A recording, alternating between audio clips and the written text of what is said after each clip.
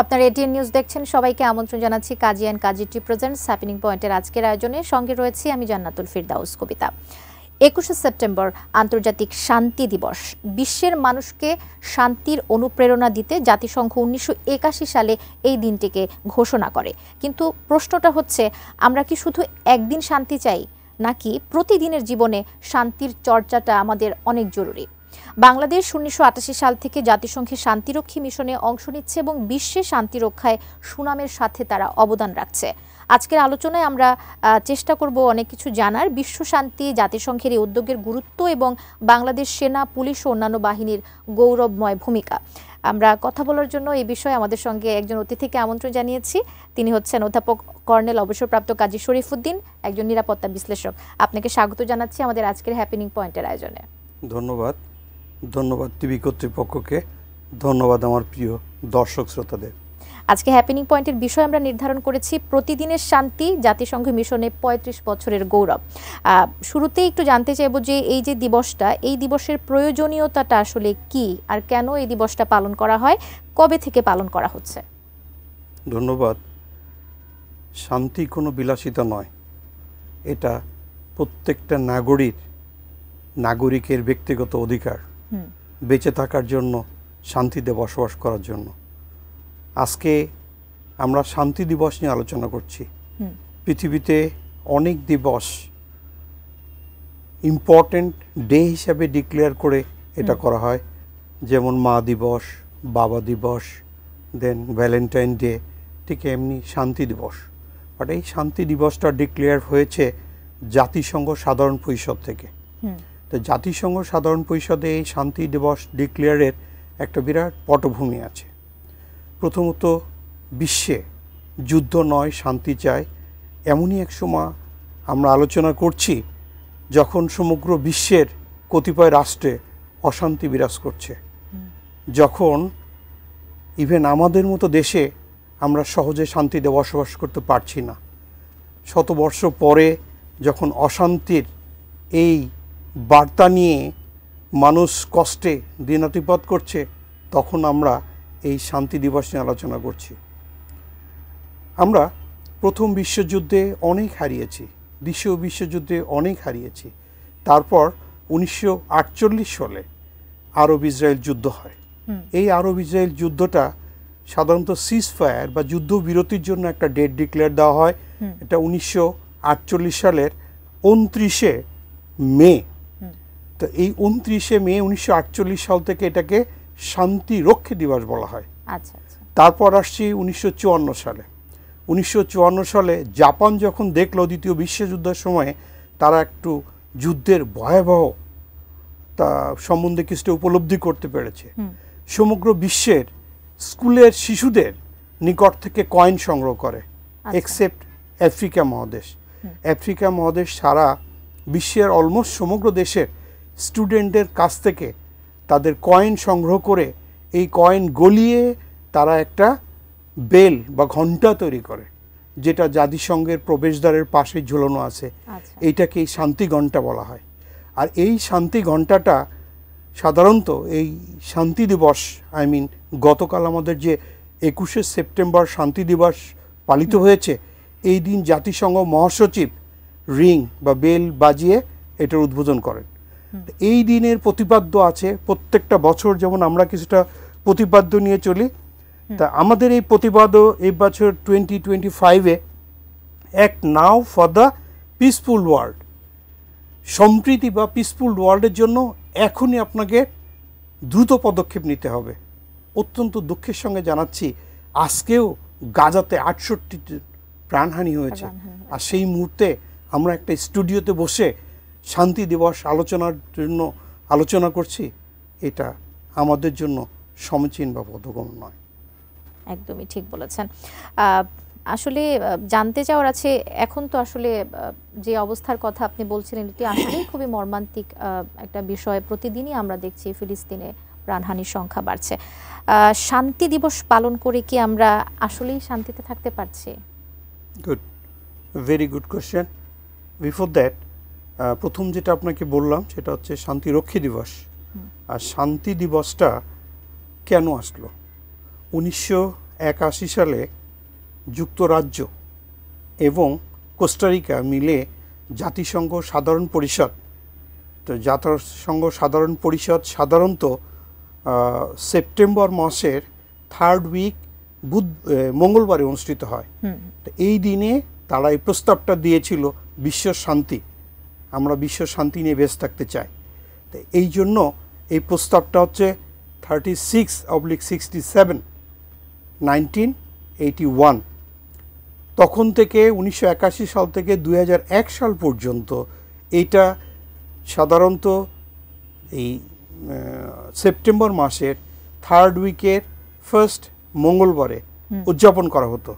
কিন্তু 2001-এ এই জাতিসংঘ সাধারণ পরিষদটা মিটিং ডাকা হয় 7 সেপ্টেম্বর। তো 7 সেপ্টেম্বর হওয়ার পরে তখন এই শান্তি দিবসটার ডেটটা একটু পরিবর্তন করা হয়। তখন আবার একটা রেজুলেশন হয়। এই রেজুলেশনের যে জাতিসংঘ সাধারণ পরিষদের যে প্রস্তাব, এই প্রস্তাবটা হচ্ছে 55/242, মানে 55/242 নম্বর আদেশে বলা হয় 2002 থেকে প্রত্যেক বছর এই দিবসটা পালন করা হবে 21শে সেপ্টেম্বর। আর 21শে সেপ্টেম্বর পালন করার জন্য নির্দিষ্ট কিছু তথ্যপত্র আছে। এই যে জাতিসংঘ সদর দপ্তরে যে বেলটা আছে, সকালে এই বেলটা বাজিয়ে এই দিবসের উদ্বোধন করেন জাতিসংঘ মহাসচিব। জাতিসংঘ মহাসচিব যখন এটা বেল রান করেন, তারপর একটা অধিবেশন হয়। এই অধিবেশন হয়ে আমরা জাতিসংঘ শান্তির দূত হিসাবে বিশ্বের বিভিন্ন দেশে অনেক লোককে সিলেকশন করা হয়। নর্মালি শিল্পী, বুদ্ধিজীবী এবং মানবতা কর্মীদের। আমরা জানি যে অমুক জাতিসংঘ শান্তির দূত হয়েছেন, অমুক জাতিসংঘ। আজকে গতকালকে যে ডেটটা ছিল, ওই ডেটে এটা স্মরণ করা হয়। আর যেহেতু এটা জাতিসংঘের সাধারণ পরিষদের rules, according to that rules we have to follow. According to that rules we said for that peace we require mutual respect, sacrifice and compromise. শুধুমাত্র সার্টিফিকেট দিয়ে শান্তি আসে না, পদক দিয়ে কখনো শান্তি আসে না। যেমন অং সান সুকি, উনি কিন্তু নোবেল জয়ী শান্তির জন্য, দেশটা কিন্তু তছনছ হয়ে গেছে। আমাদের এখানে প্রায় 15 থেকে 20 লক্ষ রোহিঙ্গা তার মানবতার জীবন যাপন করছে এবং এই ইয়াঙ্গুন রেঙ্গুন সব কিছুটাই ধ্বংসের পথে। আমাদের দেশের যে প্রফেসর ইউনুস, উনি কিন্তু নোবেল বিজয়ী এই শান্তিতে। বাট হোয়াট হ্যাপেন, আমাদের দেশে কবর থেকে লাশ উঠিয়ে আমরা সেই লাশ এখন পোড়াচ্ছি। আমরা পাথর, সে আদিম যুগের মতো পাথর দিয়ে পিটিয়ে মানুষ মারছি। আমরা কি করছি, যেটা সর্বোচ্চ পানিশমেন্ট, একজন ভুল করতে পারে তাকে আইনের কাঠগড়ায় নিতে হবে। কুকুর দিয়ে সাধারণ মানুষকে, মানে biting by the dog, it cannot be accepted. So শান্তির দূত হওয়া আর শান্তি পালন করা, it is not the same thing. শান্তিটাকে বজায় রাখা সেটা ডিফারেন্ট থিং, সম্পূর্ণ ডিফারেন্ট থিং। আচ্ছা, আমি একটু দিবসটা প্রসঙ্গে একটু জানতে চাইবো যে 21 সেপ্টেম্বরকেই কেন আন্তর্জাতিক শান্তি দিবস হিসেবে নির্ধারণ করা হয়েছে। পাশাপাশি আরেকটা বিষয় একটু ক্লিয়ার হতে চাই, শান্তি দিবস আর শান্তিরক্ষী দিবসের পার্থক্যটা একটু আমাদের দর্শকদের জন্য জানাবেন। ধন্যবাদ। আমি যেমনটি বললাম যে শান্তিরক্ষী দিবসটা সাধারণত শান্তিরক্ষী বাহিনীর কর্ম তাৎপর্যের সাথে রিলেটেড। আচ্ছা, যেমন ফার্স্ট ওয়ার্ল্ড ওয়ার শেষ হয়ে গেল, সেকেন্ড ওয়ার্ল্ড ওয়ার শেষ হয়ে গেল, তারপর 1948 সালে আরব ইসরায়েল যুদ্ধটা প্রলং, এইটা বন্ধ করা বা সিজফায়ার করার জন্য জাতিসংঘ যে নিরাপত্তা পরিষদ, এই নিরাপত্তা পরিষদ 1948 সালের অগস্ট মাসে আপনার একটা ডেট ডিক্লেয়ার করে, সেটা হচ্ছে 29শে মে। 29শে মে 1948 সালের অধিবেশন নাম্বার হচ্ছে 598, 598 নম্বর রেজুলেশনে বলা হয় যে আজকে থেকে সিজ fire. Israel Arab, sorry to সে, ওই ইসরায়েল এখনো যুদ্ধে লিপ্ত, ধ্বংসযজ্ঞ চালাচ্ছে। তো সেই কারণে ওই ডেটটা থেকে আমরা জাতিসংঘ শান্তিরক্ষী দিবস হিসেবে পালন করি। আমরা বাঙালি সৈন্য হিসাবে, বাংলাদেশি হিসাবে জাতিসংঘ এই শান্তিরক্ষী পরিষদে বা শান্তিরক্ষী সদস্য হিসাবে 1988 সালে সর্বপ্রথম অংশগ্রহণ করি। যেমন আমরা 1988 সালে যে পরিষদ অংশগ্রহণ করি, এটা ছিল ইরান ইরাকের যুদ্ধ। ইরান ইরাকের যুদ্ধ এটা প্রায় 8 বছর প্রলং হয়েছিল। পরে 1987 সালের 20 জুলাই জাতিসংঘ বলল যে না, এই জুলাই বন্ধ করতে হবে। তারপরে ডিক্লেয়ার দিয়ে আমাদের দেশ থেকে সর্বপ্রথম 15 জন যে অবজারভার হিসেবে সেখানে প্রেরণ করা হয়। এই দেশ 29 মে এটা হচ্ছে জাতিসংঘ শান্তিরক্ষী দিবস, আর 21 সেপ্টেম্বর এটা হচ্ছে শান্তি দিবস। এই দুই দিবসের মাঝখানে বিগ ডিফারেন্স আছে। আচ্ছা, ঠিক আছে। আমরা জানতে চাইবো যে আজকের বিশ্ব রাজনীতিতে শান্তির আসলে সবচেয়ে বড় বাধা কোথায় বা কোনটি? আমাদের একটা বিরতির সময় হয়েছে, ফিরে এসে আমরা এই উত্তরটি নেব। দর্শক, আমাদের সঙ্গে হ্যাপেনিং পয়েন্টের আয়োজনে থাকুন। আমাদের অতিথিকে সঙ্গে নিয়ে আবারও ফিরে আসছি এই আলোচনায়।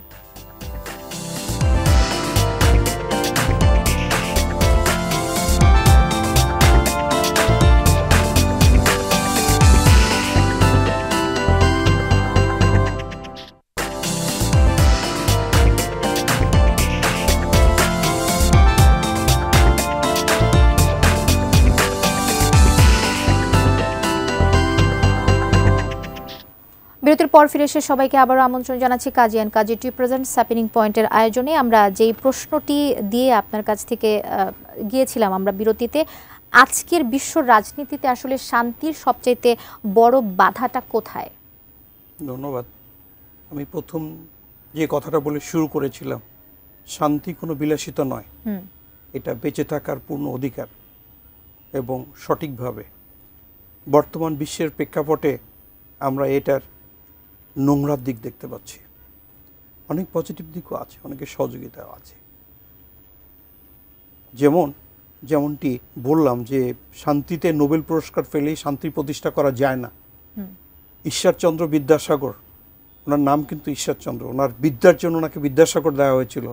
Maybe being education she is the best, but being a father he was totally worst. ওনার একটা ছেলেকে উনি তেজ্যপুরতে করেছিলেন। Socrates, he is one of the best scholar all over the world, but as a husband he was not totally good. Then আমাদের Confucius, as a scholar he is one of the best, but as a politician he is the worst. ঠিক এই মুহূর্তে বিশ্বের মোড়ল আমরা বলি Donald Trump, maybe আমেরিকার president he is the good, but keeping this piece all over the world he is the worst most. আজকে এই ফিলিস্তিন রাষ্ট্রের গাজাতে 68 জন আজকেও মারা গেছে। It seems each and every day তাদের টার্গেট মিনিমাম 100। এটা কি বিশ্ববাসী চোখে দেখছেন না? মানবতা কি এমনভাবে চলে গিয়েছে? যেটা আমি বারবার বললাম যে mutual respect, sacrifice and compromise, এটা না হলে সমগ্র বিশ্বে কখনো শান্তি এস্টাবলিশ হতে পারে না। যুদ্ধ কখনো স্থায়ী সমাধান দিতে পারে না। স্থায়ী সমাধানের জন্য দরকার আস্থা, এর আস্থার জন্য দরকার শিক্ষা, আর শিক্ষার জন্য শিক্ষা সেক্টরটাকে সচেতন হতে হবে। যখন আমেরিকার অক্সফোর্ড ইউনিভার্সিটিতে সে 68 জন লোক, 73 জন লোক নোবেল পাচ্ছে, আর আমাদের অক্সফোর্ডে আমরা চিন্তা ভাবনা করছি মানে শিক্ষার পরিবর্তে নতুনভাবে চিন্তা ভাবনা করছি। আমাদের এই এডুকেশন সেক্টরের শিক্ষা নিয়ে তথ্যর মাধ্যমে সত্যকে প্রতিষ্ঠিত করতে হবে, তাহলে আমাদের মানবতা জাগ্রত হবে। আমাদের মানবতা জাগ্রত যদি না হয়, কোনটা সঠিক আর কোনটা বেঠিক এটা যদি না হয়, sorry to say, being a military person, 2001-এ আমি সিয়েরা লিওনে গিয়েছিলাম। সেখানে রাজধানী শহরের নাম হচ্ছে লঙ্গি। লঙ্গিতে একদিন অপারেশন ডিউটিতে থাকা অবস্থায় আমার সাথে একজন ডক্টর কর্নেল উনি বসেছিলেন। তো বসা অবস্থায় উনি আমার কাছ থেকে যখন একটা কোল্ড ড্রিঙ্কস নিচ্ছেন, ওই ফাঁকে একজন দৌড়ে একটা ক্যামেরা নিয়ে দৌড়ে চলে গেছে। আর সিয়েরা লিওনের লঙ্গির লোক আফ্রিকান সবাই চিৎকার দিয়েছে, আলী বাবা আলী বাবা, দে আর এনজয়িং। সেটা দেখেছিলাম 2001-এ। আর এখন বাংলাদেশে 2025-এ গিয়ে প্রাইভেট কারে বসে মোবাইলে কথা বলতে পারি না, জানলা খোলা থাকলে নিয়ে দৌড় দেয়। তো বিশ্বের মানবতা এবং বিবেকের অধঃপতন হচ্ছে। এই অধঃপতনকে ঠেকাতে গেলে আমাদের শিক্ষায় শিক্ষিত করতে হবে। What is what is black, what is white, এটা আমাকে জানতে হবে। যদি আমরা মানবতা এবং বিবেককে জাগ্রত না করি, তাহলে আমাদের এই দিবস পালন করে হবে না। শান্তি সত্যিকার অর্থে আমরা প্রতিষ্ঠা করতে পারবো না। আসুন আমরা প্রত্যেকটা দিনকেই এই শান্তি দিবস ঘোষণা করি, যাতে অশান্তির বিষ বাষ্প আমাদেরকে স্পর্শ করতে না পারে। খুব মূল্যবান একটি কথা বলেছেন। একটু এবারে জানতে চাই, 1988 সাল থেকে বাংলাদেশের শান্তিরক্ষী বাহিনী সবচেয়ে গর্বের সাফল্য কোনগুলো, একটু শান্তিরক্ষী বাহিনীর সাফল্য গাথা নিয়ে কথা শুনতে চাই। ধন্যবাদ। এর পূর্ণ দাবিদার বাংলাদেশ সেনাবাহিনী, কারণ 1988 সাল থেকে সর্বপ্রথম দায়িত্ব পালন শুরু করে বাংলাদেশ সেনাবাহিনী, পরবর্তীতে নেভি, এয়ারফোর্স এবং পুলিশ বাহিনী এখানে অংশগ্রহণ করেছে। তো অংশগ্রহণ করার পরে যখন এই সিজফায়ার, যেটা বললাম ইরান ইরাকের যুদ্ধের মাধ্যমে প্রথম 15 জন যায়, বিভিন্ন সময়ে যে জাতিসংঘ মহাসচিব কফি আনান বা বান কি মুন যখন যেখানে নিজস্ব মিটিং মিছিল বা কোনো সভা সম্মেলন করতে চায়, ওনারা কিন্তু ডিক্লেয়ার দিতেন যে আমাদের এখানে যেন বাংলাদেশ কন্টিনজেন্ট থাকে, তারা যেন আমাদের এখানে ডিউটি দেয়। সো বাংলাদেশ কন্টিনজেন্ট, এই বাংলাদেশ জাতিরক্ষা শান্তিরক্ষী বাহিনীতে তাদের অবদানের জন্য বিশ্বের বুকে এই মাতৃভূমিকে উপস্থাপন করেছে। কোনো দেশকে চিনতে হলে ওই দেশের আইকনদের, ক্রিকেট, এই যে এখন ক্রিকেট টুর্নামেন্ট চলছে, মানুষ বুঝে এখন একটা ক্রিকেট টুর্নামেন্ট আছে কোন দেশের, বাংলাদেশের। এই ক্রিকেটের অনেক আগেই বাংলাদেশ সেনাবাহিনী এই জাতিসংঘ দায়িত্ব পালন করে বাংলাদেশকে বিশ্বের বুকে পরিচিত করেছে। শুধু তাই না, তাদের পেশাদারিত্বের স্বাক্ষর দিয়ে বিশ্বের বুকে বারংবার তারা প্রথম স্থান দখল করেছে। আচ্ছা, আমরা একদমই আসলে প্রোগ্রামের শেষ দিকে চলে এসেছি। যেতে যেতে ছোট্ট করে জানতে চাইবো যে দেশে শান্তি বজায় রাখার জন্য আসলে আমাদের নাগরিক পর্যায়ে কি করা প্রয়োজন, পাশাপাশি ভবিষ্যতে শান্তিরক্ষী মিশনে বাংলাদেশের অংশগ্রহণটা কেমন হওয়া উচিত? বাংলাদেশে যে শান্তিরক্ষী বাহিনী বিদেশে অংশগ্রহণ করেন, তার একটা প্রসিডিওর মাধ্যমে যায়। আইএসপিআর বারবার এটা বর্ণনা করেছেন, সেনাবাহিনী, নৌবাহিনী, বিমান বাহিনী যারা পেশাদারিত্বে স্বাক্ষর রেখে সততা, নেতৃত্ব, কর্তৃত্ব, ব্যক্তিত্বের প্রমাণ দিয়েছেন, তাদেরকে সিলেকশন করা হয়। বাট পুরো একটা কন্টিনজেন্টে প্রায় 1000-1500 যোগ যায়, 2-1 তো ভুল ত্রুটি থাকতেই পারে। বাট বাংলাদেশ থেকে যাওয়ার আগে তারা সেম মেমোরান্ডাম অফ আন্ডারস্ট্যান্ডিংয়ের লিখিত চুক্তি মোতাবেক নিজেদের প্রস্তুত করে নিয়ে যায়। তো ভবিষ্যতে ওইভাবেই যাবে।